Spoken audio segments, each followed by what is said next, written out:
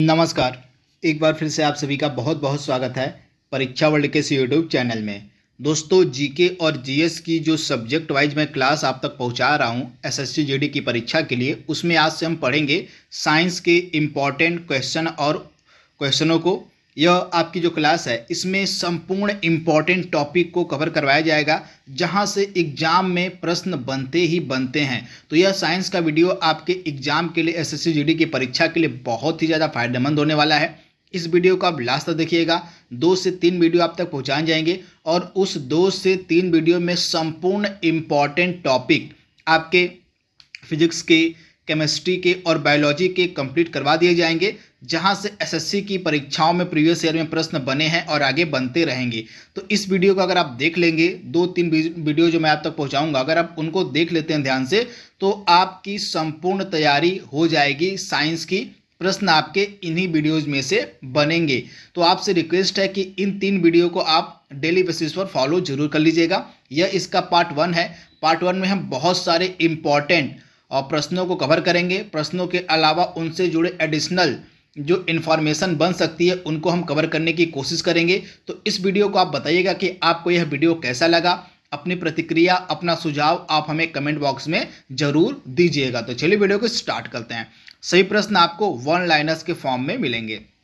पहला प्रश्न आपके सामने है, दिया गया आपके स्क्रीन पर। वेवलेंथ के मापन की इकाई, प्रकाश के तरंग दैर्ध्य के मापन की इकाई यहाँ पे पूछी गई है, तो एंगस्ट्रॉम होती है। इसके बारे में आप याद रखिएगा। एंगस्ट्रॉम जो है वेवलेंथ के मापन की इकाई है। अन्य मापन की इकाइयों को हम आगे देखेंगे। अभी हम प्रश्न को यहाँ पे सॉल्व कर लेते हैं। विद्युत विभवांतर को मापने की इकाई क्या होती है? तो विद्युत विभवांतर को मापने की इकाई आपकी वोल्ट होती है। ध्वनि ऊर्जा को विद्युत ऊर्जा में रूपांतरित करने वाला उपकरण कौन सा होता है? ध्वनि ऊर्जा को विद्युत ऊर्जा में रूपांतरित करने वाला उपकरण कौन सा होता है? तो आप याद रखिएगा, माइक्रोफोन। माइक्रोफोन का कार्य क्या होता है? यह ध्वनि ऊर्जा को विद्युत ऊर्जा में रूपांतरित करता है। तो इसके बारे में आप याद रखिएगा। जल की बूंद का गोलाकार होना यह किस कारण से संभव होता है? तो आप याद रखिएगा, जो जल की बूंदें होती हैं, आप याद रखिएगा, जो जल की बूंदें होती हैं वो गोलाकार किस कारण से होती हैं? गोल आकृति की किस कारण से होती है? तो सरफेस टेंशन यानी कि पृष्ठ तनाव के कारण। आप याद रखिएगा। 5वां प्रश्न है, वह न्यूनतम वेग जिससे किसी वस्तु को पृथ्वी की सतह से ऊपर की ओर फेंकने पर वस्तु पृथ्वी के गुरुत्व क्षेत्र से बाहर निकल जाती है, क्या कहलाता है? तो इस न्यूनतम वेग को हम बोलते हैं पलायन वेग। आप याद रखिएगा, पलायन वेग वह न्यूनतम वेग होता है जिससे किसी वस्तु को पृथ्वी की सतह से ऊपर की ओर फेंकने पर वह जो वस्तु होती है गुरुत्व क्षेत्र यानी कि पृथ्वी के गुरुत्व क्षेत्र से बाहर निकल जाती है, बाहर चली जाती है। तो आप इसे याद रखिएगा। तथा पृथ्वी का जो पलायन वेग है 11.2 किलोमीटर प्रति सेकेंड है। तो इसके बारे में भी आप याद रखिएगा। अब आइए इन प्रश्नों से जुड़े एडिशनल इन्फॉर्मेशन को देख लेते हैं।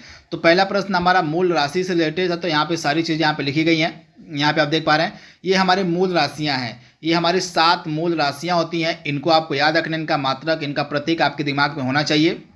लंबाई का मात्रक मीटर होता है और इसका प्रतीक m होता है, स्मॉल m होता है। द्रव्यमान का मात्रक किलोग्राम होता है और इसका प्रतीक केजी होता है। समय का मात्रक सेकेंड होता है और इसका प्रतीक s होता है। और विद्युत धारा का मात्रक एम्पियर होता है और इसका मात्रक a होता है, और मतलब प्रतीक a होता है। उष्मागतिक ताप को हम मापते हैं केल्विन में और केल्विन का प्रतीक होता है K। पदार्थ की मात्रा को हम मापते हैं मोल में और मोल इस प्रकार से इसका प्रतीक लिखा जाता है। इसके बारे में आप याद रखिएगा। वहीं ज्योति तीव्रता का मात्रक कैंडेला होता है और इसका प्रतीक CD होता है। तो ये हमारे 7 मूल राशियां हैं, इनको आप याद रखिएगा। मूल राशियों से प्रश्न आपके एग्जाम में बनते हैं। तो हमारी मूल राशियां कितनी है? तो 7 हैं। सभी यहाँ पे आपके स्क्रीन पर लिखी गई हैं। चाहे तो आप इसका नोट्स बना सकते हैं, चाहे तो आप इसका स्क्रीनशॉट ले सकते हैं। इसके बाद यहाँ पे हमने डिस्कस किया था अन्य भौतिक राशियों का, ये देख लेते हैं। अन्य भौतिक राशि, यहाँ पे हमने मूल राशियों को डिस्कस किया था। यहाँ पे हमने जो है हमारी जो 7 मूल राशियाँ होती हैं उनको हमने डिस्कस किया था। अब हम कुछ इंपॉर्टेंट भौतिक राशियों को यहाँ पे कवर करने जा रहे हैं। तो यहाँ पे आप देख पा रहे हैं, और दाब को हम पास्कल में मापते हैं। याद कर लीजिएगा, दाब को हम किस में मापते हैं? तो पास्कल में मापते हैं। ध्वनि की प्रबलता को हम डेसिबल में मापते हैं। प्रकाश की तरंग दैर्ध्य को हम एंगस्ट्रॉम में मापते हैं। नौ संचालन की दूरी को हम नॉटिकल मील में मापते हैं। ऊष्मा को कैलोरी में मापा जाता है। विद्युत विभवांतर को हम वोल्ट में मापते हैं, काफ़ी इंपॉर्टेंट है। ताप को हम सेल्सियस में मापते हैं। आवृत्ति को हम हर्ट्स में मापते हैं, याद रखिएगा। आवृत्ति को जो फ्रीक्वेंसी होती है उसको हम हर्ट्स में मापते हैं। जल का बहाव जो होता है उसको हम क्यूसेक में मापते हैं। ओजोन परत की जो मोटाई होती है उसको हम डॉप्सन यूनिट में मापते हैं। आप याद रखिएगा, ओजोन परत की जो मोटाई होती है उसको हम डॉप्सन इकाई में मापते हैं। ज्योति फ्लक्स का मात्रक ल्यूमेन होता है, याद रखिएगा, ज्योति फ्लक्स का मात्रक ल्यूमेन होता है। चुंबकीय प्रेरण का मात्रक टेस्ला होता है। समतल कोण का मात्रक रेडियन होता है और घन कोण का मात्रक जो है स्टेरेडियन होता है। तो ये कुछ भौतिक राशियां थी, उनके मापन की इकाई आपके सामने लिखी गई हैं। इनको आप ध्यान से याद कर लीजिएगा, यहाँ से प्रश्न बनते ही बनते हैं, तो इनको आप ध्यान से याद कर लीजिएगा। इसके बाद उपकरणों का ये देख लेते हैं कि कौन से उपकरण का क्या कार्य होता है, किस प्रकार से ऊर्जा का रूपांतरण ये उपकरण करते हैं, इनको भी आइए देख लेते हैं। तो सोलर सेल की अगर हम बात करें तो सोलर सेल जो होती है सौर ऊर्जा को विद्युत ऊर्जा में बदलती है। आप याद रखिएगा, सोलर सेल का कार्य क्या होता है, सौर ऊर्जा को विद्युत ऊर्जा में बदलना। इसके बाद डायनेमो का कार्य क्या होता है, तो डायनेमो जो होता है आपका यह यांत्रिक ऊर्जा को विद्युत ऊर्जा में परिवर्तित करता है। इसके बाद लाउड स्पीकर का कार्य क्या होता है, यह विद्युत ऊर्जा को ध्वनि ऊर्जा में बदलता है। ट्यूबलाइट का कार्य क्या होता है, तो विद्युत ऊर्जा को प्रकाश ऊर्जा में बदलती है। विद्युत बल्ब का कार्य क्या होता है, तो यह विद्युत ऊर्जा को प्रकाश एवं ऊष्मा ऊर्जा में बदलता है। और विद्युत सेल का कार्य क्या होता है, जो आपकी विद्युत सेल होती है इसका कार्य रासायनिक ऊर्जा को विद्युत ऊर्जा में बदलना होता है। सितार जो आपका होता है ना, सितार का कार्य क्या होता है, यांत्रिक ऊर्जा को ध्वनि ऊर्जा में बदलता है। सितार जो आपका एक प्रकार का यंत्र है संगीत का, यह यांत्रिक ऊर्जा को ध्वनि ऊर्जा में बदलता है। माइक्रोफोन का कार्य क्या होता है, ध्वनि ऊर्जा को विद्युत ऊर्जा में परिवर्तित करना। विद्युत हीटर जो आपका होता है, जो आप ठंडी के मौसम में यूज करते हैं, तो आपका जो विद्युत हीटर होता है यह विद्युत ऊर्जा को उष्मीय ऊर्जा में बदलता है। आप यहाँ देखिएगा, विद्युत ऊर्जा को उष्मीय ऊर्जा में बदलने का कार्य आपका विद्युत हीटर करता है। मोमबत्ती क्या कार्य करती है, रासायनिक ऊर्जा को प्रकाश एवं ऊष्मा ऊर्जा में बदलती है मोमबत्ती आपकी। पवन चक्की का कार्य क्या होता है, तो गतिज ऊर्जा को यांत्रिक ऊर्जा में परिवर्तित करना। विद्युत मोटर का कार्य क्या होता है, तो विद्युत मोटर जो होती है यह विद्युत ऊर्जा को यांत्रिक ऊर्जा में बदलती है। तो ये दो आप याद रखिएगा, डायनामो काफ़ी इंपॉर्टेंट पूछा जाता है और विद्युत मोटर भी पूछी जाती है। तो डायनामो का कार्य क्या होता है, यांत्रिक ऊर्जा को विद्युत ऊर्जा में बदलना, लेकिन ठीक इसका उल्टा कार्य करता है आपका विद्युत मोटर। विद्युत मोटर क्या कार्य करता है, तो विद्युत ऊर्जा को यांत्रिक ऊर्जा में बदलता है। तो ये कुछ इंपॉर्टेंट टॉपिक्स थे जहाँ से प्रश्न एग्जाम में पूछे जाते हैं, इनको आप याद कर लीजिएगा। मैं आशा करता हूँ कि आपके एग्जाम में यहाँ से प्रश्न देखने को मिलेंगे।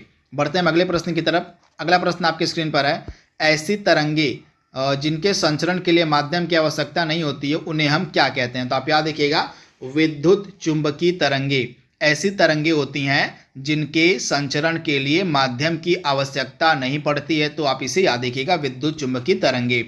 वह तापक्रम, वह टेम्परेचर जहाँ पर सेल्सियस और फ़ारेनहाइट का पाठ्यक्रम एक ही होता है। तो आप याद रखिएगा, -40 डिग्री पर, -40 डिग्री पर जो है सेल्सियस और फ़ारेनहाइट का जो पाठ्यांक होता है वह एक ही होता है, समान होता है। बहुत बार एग्जाम में यह प्रश्न पूछा गया है, तो इसको आप याद रखिएगा।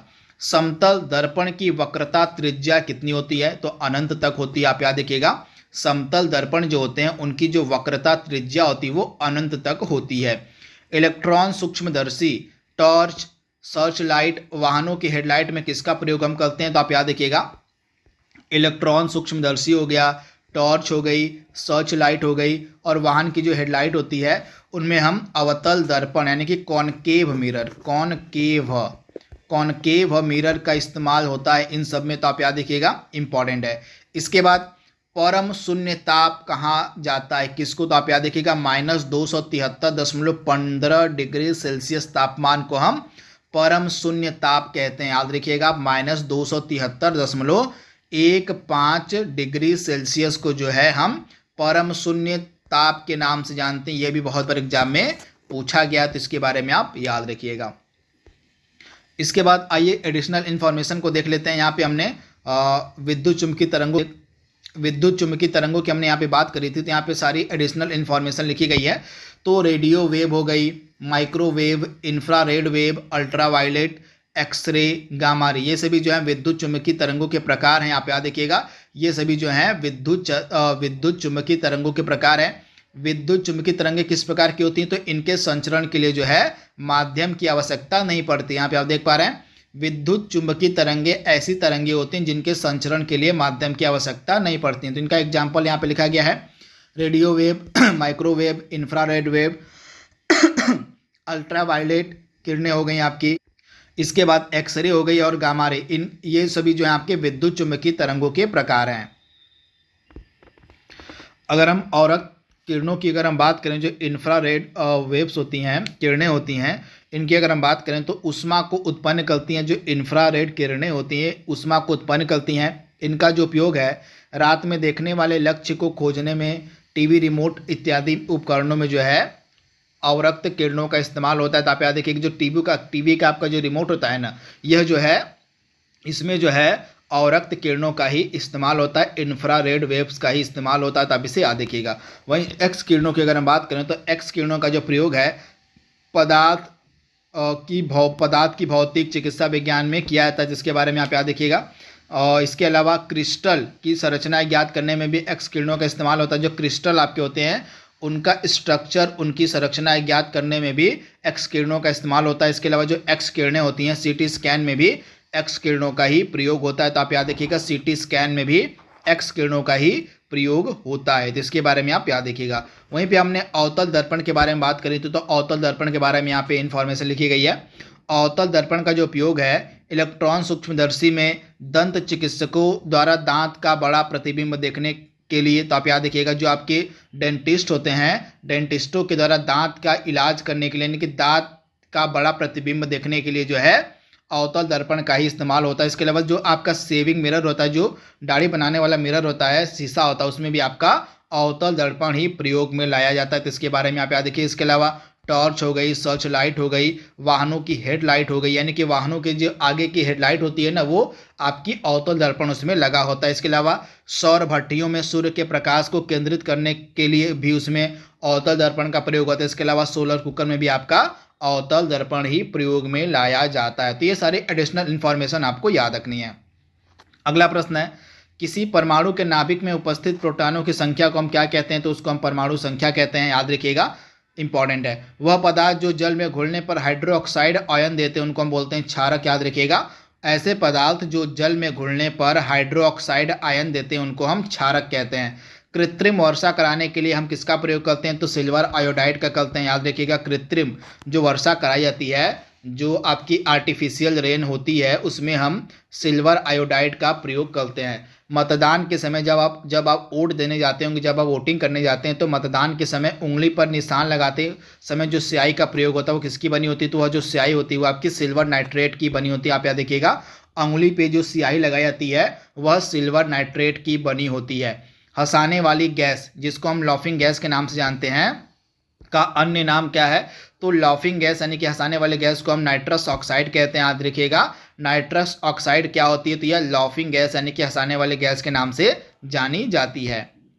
अगला प्रश्न है, जंतु जगत का सबसे बड़ा संघ कौन सा होता है? तो संधिपाद यानी कि आर्थ्रोपोडा जो होता है यह जंतु जगत का सबसे बड़ा संघ कहा जाता है। सूक्ष्म जीवाणुओं से प्राप्त वे तत्व जिनका उपयोग सूक्ष्म जीवाणुओं को नष्ट करने के लिए किया जाता है उसको हम प्रतिजैविक कहते हैं, याद रखिएगा। सूक्ष्म जीवाणुओं से प्राप्त वे तत्व जिनका उपयोग जो है सूक्ष्म जीवाणुओं को नष्ट करने के लिए किया जाता है उसको हम प्रतिजैविक कहते हैं। मानव शरीर में पाए जाने वाली सबसे बड़ी कोशिका आपकी अंडाणु होती है, याद रखिएगा। मानव शरीर में पाई जाने वाली सबसे बड़ी जो सेल होती है, सबसे बड़ी जो कोशिका होती है वो अंडाणु होती है। टमाटर के लाल रंग के लिए उत्तरदायी वर्णक कौन सा है? तो आप याद रखिएगा, लाइकोपीन। लाइकोपीन के कारण है, लाइकोपीन पिगमेंट के कारण है, लाइकोपीन वर्णक के कारण है टमाटर का जो रंग होता है वो लाल होता है। अन्य इंपॉर्टेंट पिगमेंट को हम आगे देखेंगे, अभी फिलहाल इसके बारे में आप जान लीजिए। इसके बाद मानव शरीर का वह आंतरिक भाग, याद रखिएगा आप, मानव शरीर का वह आंतरिक भाग जिसमें पाचन क्रिया तो नहीं होती लेकिन इसका कार्य कुछ जल, खनिज और औषधि का अवशोषण करना होता है। तो आप याद रखिएगा, बड़ी आंत। बड़ी आंत में पाचन क्रिया नहीं होती है परंतु इसका जो कुछ कार्य है वो जल, खनिज और औषधि का अवशोषण करना होता है। तो इसके बारे में आप याद रखिएगा, बड़ी आंत आपका राइट आंसर हो जाएगा। क्या बता सकते हैं कि जो प्राचन की क्रिया होती है वह कहाँ पर होती है? इसका जवाब आप कमेंट बॉक्स में देंगे। यानी कि डाइजेशन का जो प्रोसेस है वह कहाँ पर संपन्न होता है, कहाँ पर इसका जो प्रोसेस है वो होता है, आपको इसका जवाब देना है। इसके बाद अगला इंपॉर्टेंट पॉइंट्स यहाँ पे सब लिखा गया है, जैसा कि मैंने आपको बताया कि किस वर्णक के कारण किसका रंग कैसा होता है, सारी चीज़ें यहाँ पे लिखी गई हैं। तो तो एंथोसाइनिन, आप याद रखिएगा एंथोसाइनिन, यहाँ पे यह जो है मिस हो गया है, स के बाद यह आएगा, एंथोसायनिन होता है यह। तो एंथोसायनिन वर्णक के कारण जो है सेब का रंग जो है लाल होता है। इसके अलावा टमाटर का जो लाल रंग होता है वो लाइकोपिन नामक वर्णक के कारण होता है। पपीते का पीला रंग जो है कैरिका जैंथिन नामक वर्णक यानी कि पिगमेंट के कारण होता है। इसके बाद गाजर का जो रंग पीला होता है, हल्का पीला, वह कैरोटीन नामक वर्णक के कारण होता है। इसके अलावा हल्दी का जो रंग होता है वो जैंथोफिल नामक पिगमेंट यानी कि वर्णक के कारण होता है। वर्णक को हम पिगमेंट कहते हैं, आप याद रखिएगा वर्णक को हम पिगमेंट कहते हैं। तो इन सभी के कारण जो है इनको आप याद रखिएगा, यहाँ से प्रश्न जो है एग्जाम में बनते हैं। तो यहाँ पे एंथोसाइनिन इस प्रकार से लिखा है, मैं एक बार बता दे रहा हूँ, एंथोसाइनिन। तो एंथोसाइनिन जो आपका पिगमेंट होता है, जो वर्णक होता है, इसके कारण सेब का रंग लाल होता है। इसके बाद यहाँ पे देख लीजिए आप कोशिका के बारे में कुछ चीज़ें लिखी गई हैं। तो संसार की सबसे छोटी कोशिका जो है माइकोप्लाज्मा गैलीसेप्टिकम नामक परजीवी जीवाणु की होती है। संसार की सबसे बड़ी कोशिका शुतुरमुर्ग के अंडे की होती है। मानव शरीर की अगर हम बात करें तो ह्यूमन बॉडी जो होती है, मानव शरीर में पाई जाने वाली सबसे छोटी कोशिका सेरिबेलम की ग्रेन्यूल सेल होती है। और इसके बाद मानव शरीर में पाई जाने वाली सबसे बड़ी कोशिका अंडाणु की है। तो ये सारी एडिशनल इन्फॉर्मेशन आपको याद रखनी है। आई होप यह वीडियो आपको पसंद आ रहा होगा। तो एसएससी जीडी के जितने भी अभ्यर्थी हैं साइंस की सीरीज को जरूर फॉलो कर लीजिएगा आप। इसके बाद अगला प्रश्न है, मानव शरीर की एकमात्र धमनी जिसमें अशुद्ध रक्त बहता है। तो मानव शरीर की एकमात्र धमनी है फुफ्फुस धमनी, इसमें जो है अशुद्ध रक्त बहता है। तो आप इसे याद रखिएगा। लाल रक्त कणिकाओं का कब्रगाह हम किसे कहते हैं? लाल रक्त कणिकाओं का कब्रगाह किसे कहा जाता है? तो आप याद रखिएगा, लाल रक्त कणिकाओं का कब्रगाह हम प्लीहा को कहते हैं। जो प्लीहा होता है, जिसको हम स्प्लीन इंग्लिश में बोलते हैं, प्लीहा जो है लाल रक्त कणिकाओं का क्या होता है? तो लाल रक्त कणिकाओं का इसको हम कब्रगाह कहते हैं। तो आप इसे याद रखिएगा, आरबीसी की यहाँ पे बात हो रही है। इसके बाद प्लीहा को हम स्प्लीन इंग्लिश में इसको स्प्लीन कहा जाता है प्लीहा को। तथा आरबीसी का पूरा नाम क्या होता है? रेड ब्लड सेल्स होता है, रेड ब्लड सेल्स इसको हम बोलते हैं। तथा आरबीसी का जो जीवन काल होता है यह लगभग 120 दिनों का होता है। तथा आरबीसी का मेन कार्य क्या होता है? हमारे शरीर में ऑक्सीजन का वहन करना, परिवहन करना। तो इसके बारे में आप याद रखिएगा, इंपॉर्टेंट है। इसके बाद मानव की चेतना तथा तर्क एवं बुद्धि का केंद्र क्या क्या होता है? तो आप याद रखिएगा, मानव की चेतना तथा तर्क एवं बुद्धि का केंद्र होता है आपका प्रमस्तिष्क यानी कि सेरेब्रम होता है। आप याद रखिएगा। कुष्ठ रोग किससे होता है? तो आपका कुष्ठ रोग जो है बैक्टीरिया जनित रोग होता है। आप याद रखिएगा, जो कुष्ठ रोग होता है यह आपका बैक्टीरिया जनित रोग होता है। तो इसके बारे में आप याद रखिएगा, डायरेक्टली यहाँ से प्रश्न आपके एग्जाम में बन सकता है। तो बैक्टीरिया जनित रोग, वायरस जनित रोग और आपके अन्य इंपॉर्टेंट जो रोग होते हैं उनको मैंने यहाँ पे लिखा हुआ है, इनको हम यहाँ पे अभी देखने वाले हैं। इसके बाद अगला प्रश्न है, मलेरिया रोग की प्रभावी औषधि कुनैन का जो निष्कर्षण है किससे किया जाता है? तो आप याद रखिएगा, जो कुनैन होता है, कुनैन का निष्कर्षण हम किससे करते हैं? तो कुनैन का निष्कर्षण आपका सिनकोना नामक वृक्ष की छाल से होता है। तो आप इसे याद रखिएगा, सिनकोना नामक वृक्ष की छाल से। इसके बाद अगला प्रश्न है, प्रश्न क्या है इसको आप देख लीजिए कि जीवाणु जनित रोग कौन कौन से हैं। कि जीवाणु मतलब आपका क्या हो जाएगा? बैक्टीरिया।